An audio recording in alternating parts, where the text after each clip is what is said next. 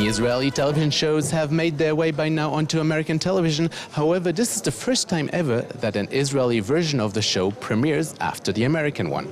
Before the surgery, the family's taken hostage.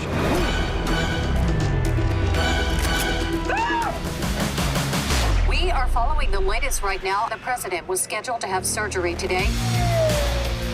You can't be any part of this. For first-time series creators Rotem, Shamir and Omri Givon, the whole process has been overwhelming, especially the fact that their show was sold to the US even before they secured a broadcaster in Israel.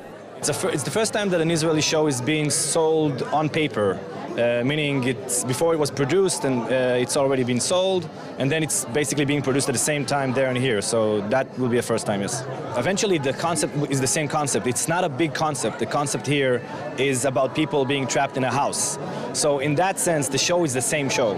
And it was very interesting to see how basically the same scenes are being shot here and there, and the difference will be, I would guess, in the amount of trucks that are parked outside of the scene. So the scene is not very big, it's two people talking, but then when you exit the set here, it will be 2 trucks and there will be 200 trucks. So that's kind of the difference.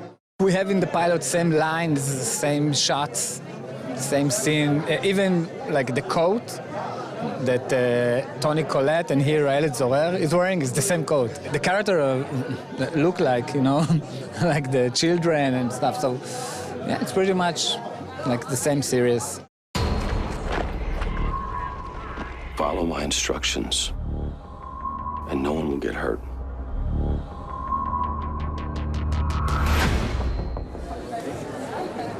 Ironically, both main actors of the shows are Israelis who have been working for years in Hollywood and who could have just as easily been cast in the American version of the show.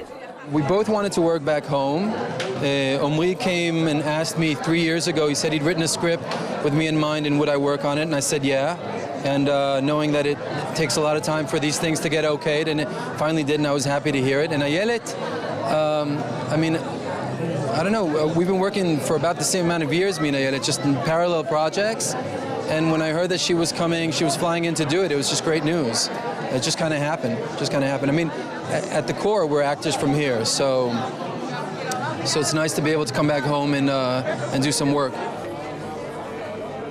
We wanted to find out from Ayelet Zorer, who plays the title character, how realistic she finds the plot of her show. That was not the question we never asked ourselves. For me, the bigger question was, how can I play this woman? Because her choice is so different from what I would have chosen if I was in her shoes, I think, because I'm not a hero. Maybe I'm gutsy, but I'm not that courageous. She's doing something beyond my understanding, and it took me a while to really dig in and understand what was that thing, because she's putting in danger something that to me was impossible to understand, which is to put your family in danger so you don't hurt anybody else. And this whole thing is rounding this idea. So it was really hard for me to understand where it came from.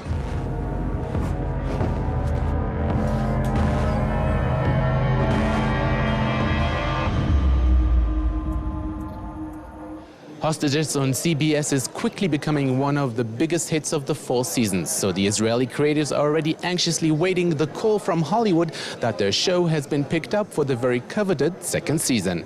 For JN1, I'm Jacobsohn at the Israeli Hostages premiere in Jerusalem.